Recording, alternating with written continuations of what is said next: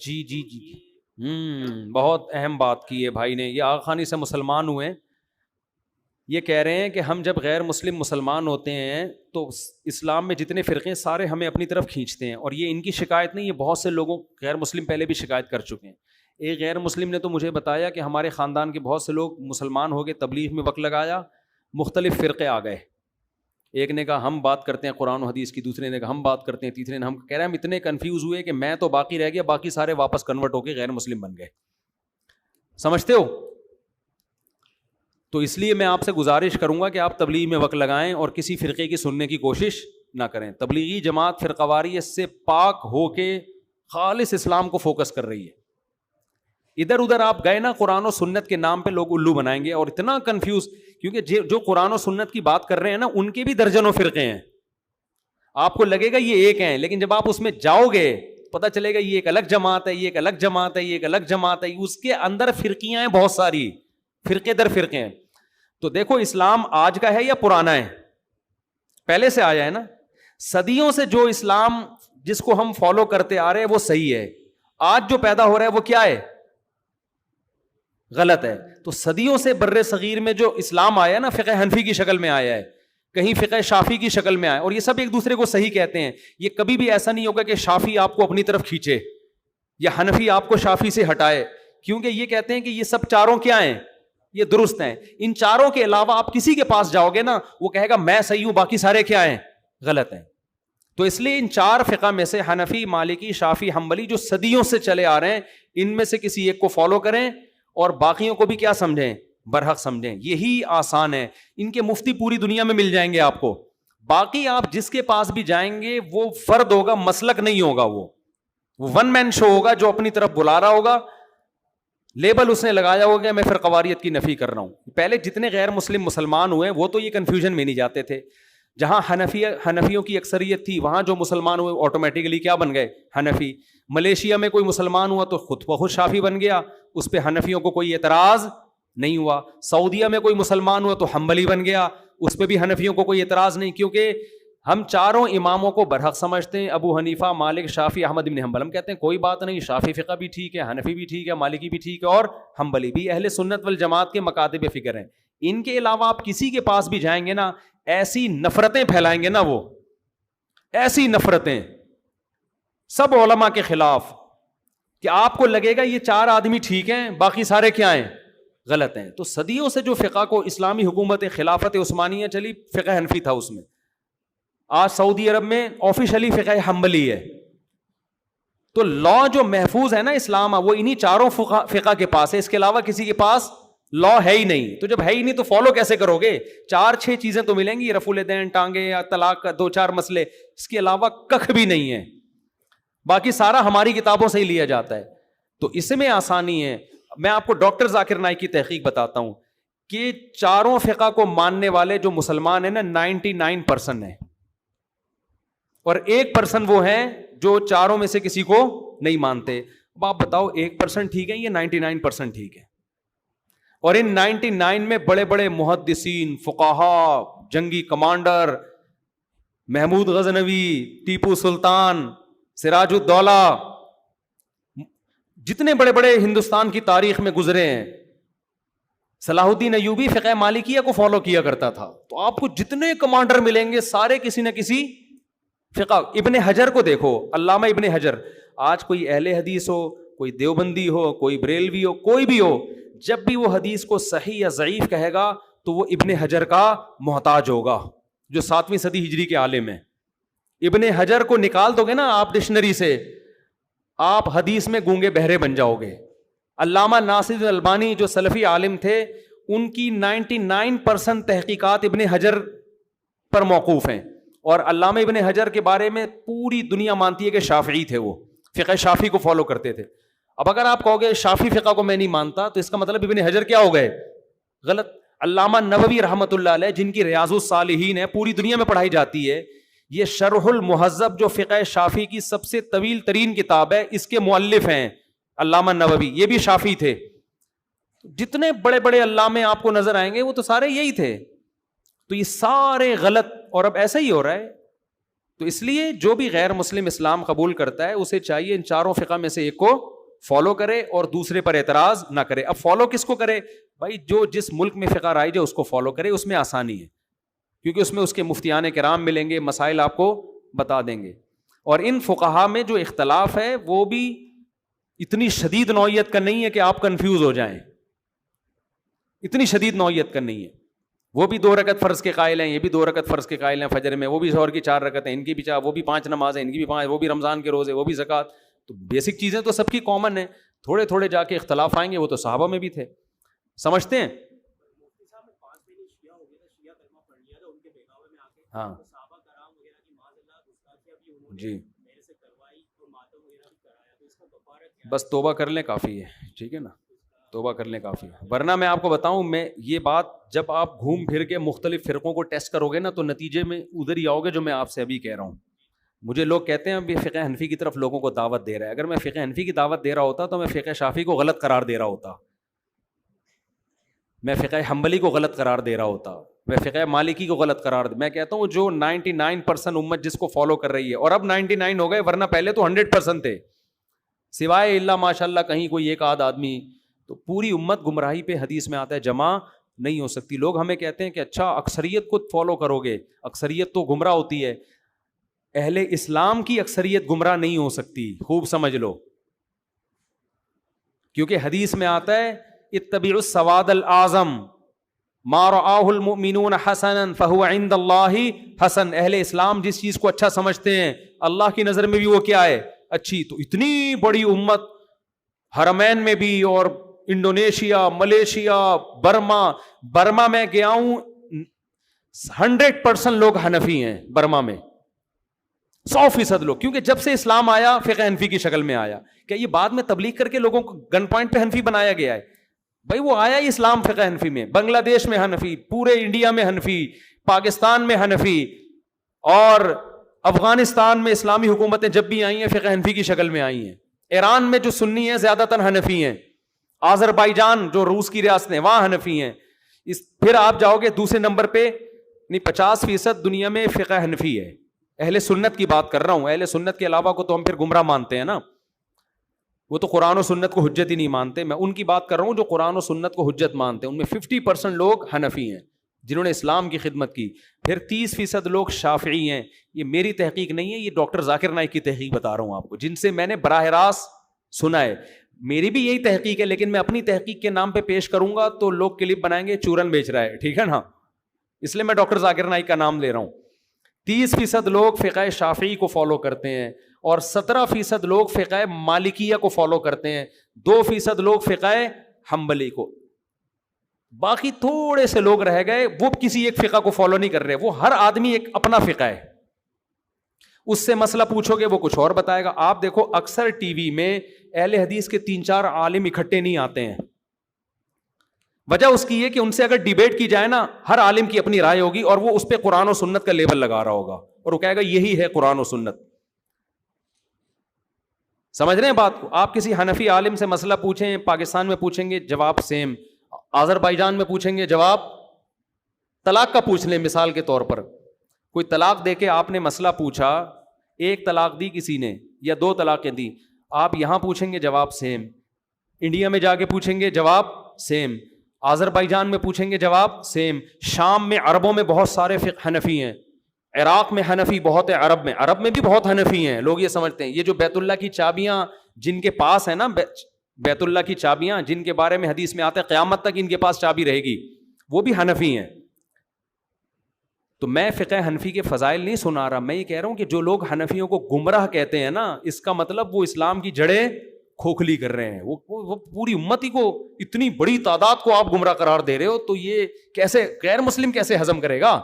غیر مسلم کہے گا تمہارے اسلام کو 1% لوگوں نے فالو کیا, باقی سارے گھاس کھا رہے ہیں, تو ہمیں کیا سکھاؤ گے اسلام؟ تو اتنی بڑی امت حدیث میں آتا ہے گمراہی پہ جمع نہیں ہو سکتی. تو آپ بیسک مسائل کہیں سے بھی پوچھیں گے ایک ہی جواب ملے گا, ان کے علاوہ آپ پوچھیں گے ادھر کچھ اور ملے گا, اس کی قرآن حدیث کی تحقیق کچھ اور ہوگی, اس کی قرآن حدیث کی تحقیق صرف ایک رفع الیدین پر اتنا پوچھ لیں کہ یہ سنت ہے یا واجب ہے یا نماز کا رکن ہے. میں اہل حدیث علماء کا بہت احترام کرتا ہوں, میں ان کو اس معنی میں گمراہ نہیں سمجھتا کہ معاذ اللہ جہنم میں جائیں گے. لیکن آپ پوچھ کے دیکھیں, ایک کے نزدیک سنت مؤکدہ, ایک کے نزدیک مستحب, ایک کے نزدیک واجب, ایک کے نزدیک نماز کا رکن. ایک اہل حدیث ہے یہاں میرے پیچھے نماز نہیں پڑھتے, حالانکہ میرا بڑا احترام کرتے ہیں. میں نے کہا بھائی کیوں نماز نہیں پڑھتے؟ کہہ رہے ہیں آپ رفع الیدین نہیں کرتے. میں نے کہا تو رفع الیدین کرنا فرض ہے. کہہ رہے ہیں جب نبی نے فرمایا, صحیح حدیث ہے, صلو کما رأیتمونی اصلی, ایسے نماز پڑھو جیسے میں پڑھتا ہوں, تو وہ نماز ایسے ہی پڑھنی پڑے گی تو ہوگی جیسے. اور نبی نے کہا آپ نہیں کر رہے تو آپ کی نماز نہیں ہو رہی تو میری کیسے ہوگی؟ وہ میرے پیچھے نماز کو حرام سمجھتے ہیں. میں نے کہا وہ دوسرے اہل حدیث ہیں, وہ تو پڑھ رہے ہیں میرے پیچھے نماز اور بڑا عزت کرتے ہیں, احترام کرتے ہیں, بلکہ دوسرے اہل حدیثوں کو برا بھلا کہتے ہیں کہ یار کیوں نماز نہیں پڑھتے تم, جماعت کی نماز کس بیس پہ چھوڑ رہے ہو. تو جتنے ملیں گے نا آپ کو, ہر ایک کی قرآن و حدیث کی تحقیق دوسرے سے کیا ہوگی. طلاق کا مسئلہ آپ پوچھ لیں, یہ جو اہل حدیث کہتے ہیں نا 3 طلاقیں ایک ہوتی ہیں, ایسا نہیں ہے. ایک اہل حدیث کہتے ہیں 3 طلاقیں ایک ہوتی ہیں, دوسرا کہتا ہے 3 طلاقیں 3 ہوتی ہیں. ایک کہتے ہیں, ان کے حوالے میں دوں گا آپ کو, ٹھیک ہے نا.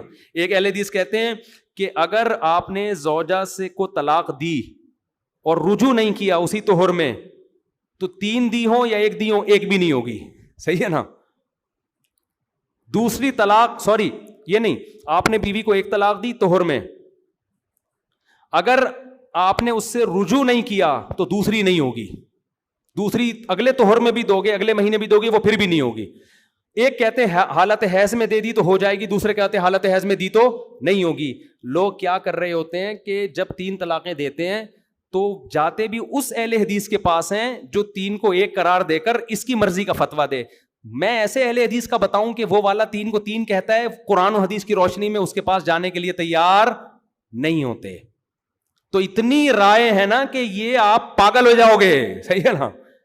اسی لیے ہم کہتے ہیں, ہم اہل حدیثوں کو تو کچھ نہیں کہتے, ان کو جو سمجھ میں آئے اللہ ان سے پوچھ لے گا, وہ اگر اس پہ خوش ہیں تو ٹھیک ہے بھائی, ہم کسی کو جہنمی نہیں کہتے, رشتہ داری بھی ان سے رکھتے ہیں, ان کے پیچھے نمازیں بھی پڑھتے ہیں. لیکن ہمیں اسلام خطرے میں نظر آ رہا ہے. اگر آپ نے ان 4 فقہ میں سے برات کا اعلان کر دیا نا, نکل گئے, تو بریکیں آپ کی پھر کیا ہیں, فیل ہیں. پھر بھاگتے جاؤ, پھر قرآن حدیث کے نام پہ اینڈ پھر غامدیت پہ جا کے ہوگا. غامدی صاحب کا قرآن حدیث بالکل ہی الگ اسٹائل کا ہے. وہ ایکچولی کر کے ہنس کے بہت میٹھے اسٹائل میں بیڑا ہی غرق کر دیا انہوں نے, ٹھیک ہے نا. لیکن وہ بھی دعویٰ کیا کرتے ہیں, میں کسی کی تقلید نہیں کرتا, میں مانتا کس کو ہوں, قرآن اور سنت کو مانتا ہوں. دیکھو غامدی صاحب کیا اسلام لے کر آ رہے ہیں, جس میں عدت ہی کا انکار کر دیا, جس میں پھر ایک اسلام, وہ ان کا بھی ایک مشہور صاحب ہیں, انہوں نے صحابہ کو برا بھلا کہنا شروع کر دیا. تو بہت یہ پھر آگے دلدل ہے جس میں پھنستے چلے جاؤ گے. تو جو ہم آپ کو اپنا مقلد نہیں بنا رہے, ہم آپ کو ائمہ مجتہدین کی اتباع کا حکم دے رہے ہیں, ان کی اتباع کا حکم دے رہے ہیں. تو اسی میں آپ کی خیر ہے, سمجھتے ہو. ورنہ جو یورپ میں غیر مسلم مسلمان ہو رہا ہے, خدا کی قسم پاگل ہو جاتا ہے وہ. میرے پاس فون آتے ہیں امریکہ سے, ہمارے رشتہ داروں نے بتایا یار یہ بندہ مسلمان ہوتا ہے, کہہ رہے ہیں یار کون سے اسلام کو فالو کروں میں, ادھر کھینچ رہا ہے وہ. پہلے یہ ٹینشن نہیں تھی, پہلے تھا بھائی 4 فقہ برحق ہیں, آپ جس کنٹری میں جس فقہ کو فالو کیا جا رہا ہے غیر مسلم آٹومیٹیکلی اس میں آ جاتا تھا. ٹھیک ہے بھائی, یہاں سب حنفی ہیں تو ٹھیک ہے, میں بھی اسی فقہ کو فالو کر رہا ہوں. پہلے مجھے بچپن کا زمانہ یاد ہے, ایک انگریز آیا UK میں, مسلمان ہوا, ہمارے مدرسے میں آیا. اچھا اس نے ہاتھ یہاں باندھے ہوئے تھے, تو مجھے نہیں پتا تھا, میں نے کہا شاید ان کو طریقہ نہیں آتا. تو میں نے اس انگریز کو نماز کے بعد سمجھایا کہ ہاتھ ایسے باندھتے. اس نے کہا آئی فالو شافعی, میں فقہ شافعی کو فالو کرتا ہوں. میں نے چھوڑ دیا, میں نے کہا ٹھیک ہے یار, امام شافعی بھی کیا ہیں, ختم ہو گئی نا بات. میں کہتا نہیں, ایکچولی وہ جو حدیث جس میں سینے پہ ہاتھ باندھنا آتا ہے نا, وہ سند کے لحاظ سے کیا ہے, ضعیف ہے. وہ جواب میں کہتا وہ تو صحیح ہے, ابن خزیمہ کی حدیث ہے. میں کہتا ابن خزیمہ سے تسامح ہوا ہے اس کو صحیح قرار دینے میں, دلائل ہمارے پاس بھی ہیں, ہم کوئی گونگے نہیں ہیں. وہ کہتا ہے پھر اس کی کیا دلیل ہے, میں کہتا ہوں حضرت علی کا ایک اثر ہے. وہ کہتا ہے یہ مرسل ہے, میں کہتا ہوں مرسل بھی حجت ہے, ٹھیک ہے نا. تھوڑے دنوں میں وہ پاگل ہو جاتا, بولتا ہے ایک ہاتھ باندھنے کا مسئلہ ہی حل نہیں ہو کے دے رہا, آگے میں کیسے بڑھوں گا. پھر آگے رفع الیدین پر آتا, وہ کہتا بخاری مسلم کی حدیث ہے رفع الیدین کیا ہے. میں کہتا نبی کا آخری عمل رفع الیدین ترک کرنے کا تھا. وہ کہتا ہے اس کی دلیل کیا ہے. میں اس کی دلیل دیتا کہ امام مالک کہتے ہیں میں نے مدینہ میں کسی کو رفع الیدین کرنے والا نہیں پایا. وہ کہتا ہے کہاں لکھا ہے, میں کہتا المدونۃ الکبریٰ میں لکھا ہے. وہ کہتا ہے المدونۃ الکبریٰ من گھڑت کتاب ہے. میں کہتا کیا دلیل ہے من گھڑت ہے, پھر ہم اس کو با گھڑت ثابت کرتے ہیں, ٹھیک ہے, اس کو صحیح ثابت کرتے ہیں. وہ پھر میں کہتا ہے اہل کوفہ جہاں سے اسلام آیا ہے وہ رفع الیدین. پھر امام ترمذی کا قول پیش کرتا کہ امام ترمذی کہتے ہیں زیادہ تر صحابہ رفع الیدین نہیں کرتے تھے. تو یہ سب علامتیں کیا, ایک بحث ہوتی 6 مہینے گزر جاتے, اس کا باپ بھی رفع الیدین کا مسئلہ حل نہیں کر سکتا. پھر آگے وہ مغرب کی نماز میں امام کی جو فاتحہ پڑھ رہا ہوتا, وہ کہتا ہے حدیث میں آتا ہے, بخاری میں لکھا ہے, وہ قرآن حدیث کی روشنی میں مسلمان ہوا ہے نا, اس کی بدقسمتی تھی, بیچارہ مسلمان ہو گیا وہ قرآن حدیث کی روشنی میں. پھر وہ مجھے کہتا ہے کہ میں پوچھتا بھائی تو فاتحہ کیوں پڑھ رہے امام کے پیچھے؟ وہ کہتا ہے یار حدیث میں آتا ہے جو فاتحہ نہیں پڑھتا اس کی نماز نہیں ہوتی. میں کہتا صحیح مسلم میں جو فاتحہ نہیں پڑھتا پلس قرات نہیں کرتا اس کی بھی نہیں ہوتی. تو آپ قرات بھی کرو. وہ قرات شروع کر دیتا, پھر اہل حدیث پکڑ لیتے اس کو. وہ پھڈے میں ایسا جاتا, وہ کہتا یہ اپنا اسلام اپنے پاس رکھو, میں پہلے ہی ٹھیک تھا. کتنا آسان کر دیا اس نے کہ میں کس کو فالو کرتا ہوں, فقہ شافعی کو, امام شافعی کی تحقیق کو فالو کرتا ہوں. بات ختم. ہم نے کہا ٹھیک ہے یار وہ بھی کیا ہے, صحیح, ختم ہو گئی نا بات. باقی وہ ہمارے ساتھ رہا, اتنی لمبی نمازیں پڑھتا تھا, نہ ہم نے کبھی چھیڑا نہ اس نے ہمیں کبھی چھیڑا. اس کو پتا تھا حنفی بھی ٹھیک ہوتے ہیں, شافعی بھی ٹھیک ہوتے ہیں. ہمارے ہاں حنبلی علماء بہت آیا کرتے تھے پہلے مدرسے میں. ایک دن کسی حنبلی سعودی عرب سے آئے, انہوں نے رفع الیدین نہیں کیا. ہمارے حضرت نے کہا آپ تو رفع الیدین کے قائل ہیں. انہوں نے کہا ہم حنفیوں کے احترام میں رفع الیدین چھوڑا ہوا ہے ہم نے. حضرت نے کہا آپ ہمارے مدرسے میں کر لیا کریں, ٹھیک ہے نا, یہاں آپ کو کوئی نہیں چھیڑے گا. جب آپ کی رائے ہے تو آپ کر لیں. صدیوں سے مسلمان اس ٹریک پہ چلتے آ رہے ہیں, اس لیے ان میں محبت تھی. اب اہل حدیث میں صبر کی بات نہیں کر رہا. بہت سو نے کیا کیا ہے, رفع الیدین جو نہیں کرتا وہ اندھا مقلد ہے, امام کے پیچھے فاتحہ نہیں پڑھتا اندھا مقلد ہے, 3 طلاقیں ایک ہوتی ہیں قرآن حدیث کا, حالانکہ پھر بیٹھتے بھی نہیں ہیں. 3 طلاقیں 3 ہی ہوتی ہیں. قرآن مجھ سے جی ٹی وی میں انٹرویو لیا, وہ انہوں نے حذف ہی کر دیا. پھر مجھ سے وہ کہنے لگے کہ امام ابو حنیفہ کے نزدیک 3 طلاقیں 3 ہوتی ہیں فقہ حنفی میں, اور اہل حدیث قرآن حدیث کی روشنی میں جو بتاتے ہیں وہ کتنی ہوتی ہیں, 1 ہوتی ہیں. میں نے کہا قرآن حدیث کی روشنی میں 3 ہوتی ہیں, اس لیے امام حنیفہ کی نظر میں بھی 3 کتنی ہوتی ہیں. اور میں نے کہا یہ تمام صحابہ کا مذہب ہے یہ کہ 3 کتنی ہوتی ہیں, 3. یہ اہل حدیث, یہ امام حنیفہ کا نہیں ہے. سارے صحابہ یہی کہتے ہیں 3 ہوتی ہیں, اس لیے امام حنیفہ نے کہا کہ 3 ہوتی ہیں. صحابہ نے پہلے یہ قول کیا, اس وجہ سے ابو حنیفہ نے کیا ہے, اس لیے نہیں کہ ابو حنیفہ نے پہلے قول کیا تو ہم نے صحابہ کے کھاتے میں ڈال دیا. وہ تو کتنی مس گائیڈنس ہو رہی ہے. تو اس لیے بھائی یہ قرآن حدیث کے نام پہ نا امت کو کھلواڑ بنایا جا رہا ہے, تماشا بن رہا ہے, اپنی چورن بیچنا مقصد ہوتا ہے. تو نتیجہ کیا نکلتا ہے, اس کا نتیجہ ہی نکل رہا ہے امت ایک فرقواریت کی آگ میں جل رہی ہے. تو غیر مسلم تو پاگل ہو جائے گا. صحیح بات. اب کل پرسوں جو ہندو عورت مسلمان ہوئی ہے, اس کو ایک حنفی بندہ لے کر آیا نا, تو وہ آٹومیٹیکلی حنفی ہے, اس کو پتہ بھی نہیں ہے, لیکن وہ اسی طریقے سے نماز پڑھے گی, کوئی بھی اس کو نہیں چھیڑے گا. اگر وہ شافی فقہ کو فالو کر رہی ہوتی, فار ایگزامپل وہ سعودیہ میں مسلمان ہوتی, مجھے پتا چلتا اور وہ رفع الیدین کر رہی ہوتی, تو میں چھیڑتا اس کو, میں بھی کہتا ٹھیک ہے یار ایسے بھی ٹھیک ہے. یہاں وہ اب وہ ظاہر ہے ہمارے ہاتھ پہ مسلمان ہوئی ہے, وہ اسی طرح سے. اب اگر اس کو کوئی چھیڑے گا نا کہ تو رفع الیدین کیوں نہیں کر رہی, تو فاتحہ کیوں نہیں پڑھ رہی, تو عورتوں کی طرح نماز کیوں پڑھ رہی ہے, مردوں کی طرح, تو چھیڑنے والا بے غیرت ہے 1 نمبر کا. سمجھ رہے ہو, چاہے وہ کتنے قرآن و حدیث کا لیبل لگائے, وہ چورن بیچ رہا ہے قرآن و سنت کے نام پہ. وہ بے شرم آدمی ہے, وہ ایک عورت کو کنفیوز کر رہا ہے. وہ بھائی پڑھنے دو اس کو, سجدہ کرنے دو, رکوع کرنے دو, نماز پڑھنے دو, جیسے پڑھ رہی ہے پڑھنے دو, چھوڑو, اس بحث میں نہیں ڈالو اس کو. یا تو آپ فتویٰ دو کہ یہ حنفی جہنم میں جائیں گے سارے کے سارے. اچھا دیکھو, یہ لوگ یہ بھی کہتے ہیں کہ مولانا اشرف علی تھانوی نے اپنے نام کا کلمہ پڑھایا. میں کہتا ہوں جو اپنے نام کا کلمہ پڑھائے وہ مسلم ہو سکتا ہے؟ وہ تو کافر ہے. مرزا غلام احمد قادیانی نے اپنے نام کا کلمہ پڑھایا نا, تو کافر ہے, مرتد ہے. آپ کیوں پھر اس کو کافر مرتد نہیں مان رہے؟ تو خام خام میں آپ یہ بھی کہہ رہے ہو کہ مسلم بھی ہیں, میں کسی کو کافر نہیں کہتا, اور پھر سارے کام کافر والے لگا رہے ہو. تو ان لوگوں کے کہیں بھی پاؤں ٹکے ہوئے نہیں ہوتے. اس لیے میرے بھائی صدیوں سے ایک لا مرتب ہو چکا ہے فقہ کی شکل میں. میں پشاور گیا, میں نے پٹھانوں سے خطاب کیا وہاں پہ. میں نے کہا دیکھو پشاور میں آج اسلام نہیں آیا, پشاور میں 1200 سال پہلے اسلام آیا تھا. جو اسلام آیا تھا وہی ٹھیک ہے.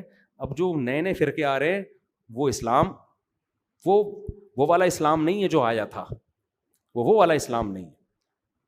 تو اس پہ ایک نے بیان کیا کہ ہم تو بہت پرانے, امام احمد بن حنبل نے ہمارے بارے میں یہ کہا. وہ بھائی وہ آپ کے بارے میں نہیں کہا, وہ کسی اور کے بارے میں کہا. آپ تو تھے ہی نہیں, آپ تو 150-200 سال پہلے آپ کا وجود ہی نہیں تھا.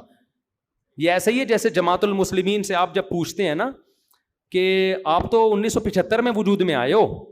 کہتے ہیں جماعت المسلمین تو بخاری میں بھی ہے مسلمین کا تذکرہ. ابے وہ یہ والی جماعت المسلمین نہیں ہے. تو ایسے ہی بعض فرقے اپنا نام دکھاتے ہیں حدیث میں, وہ یہ والا فرقہ تھوڑی ہے, وہ تو اس سے تو کوئی اور مراد ہے. تو یہ سب لفاظی ہے, اس لیے جو چلتا ہے نا چلا آ رہا ہے صدیوں سے. ہاں حنفیوں میں بدعتی بھی ہوتے ہیں اور توحیدی بھی ہوتے ہیں. بدعتیوں کو فالو بولو نا, مت کرو. اب یہ نہیں کہ جو بھی حنفی جو بھی پھینک دے امام حنیفہ کے کھاتے میں ڈال دے وہ آپ نے ماننا ہے.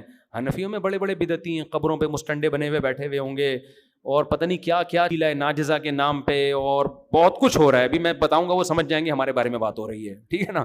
تو بدعتی کو فالو نہیں کرنا. فالو کس کو کرنا ہے؟ جو توحید پرست. تو بدعتوں سے آپ کو بچاؤ. باقی فروعی اختلافی مسائل میں تو ایک فقہ کو فالو کرنا مجبوری ہے, اس کے بغیر آپ اسلام پہ چل نہیں سکتے. جو چلے ہیں وہ چل نہیں رہے ہیں, وہ امت کو کنفیوز کر رہے ہیں, امت کو ٹینشن میں ڈال رہے ہیں. آپ کچھ دن ساتھ رہیں گے تو آپ کو اندازہ ہوگا کہ یار اس سے میری ٹینشن ختم نہیں ہو رہی, میری الجھن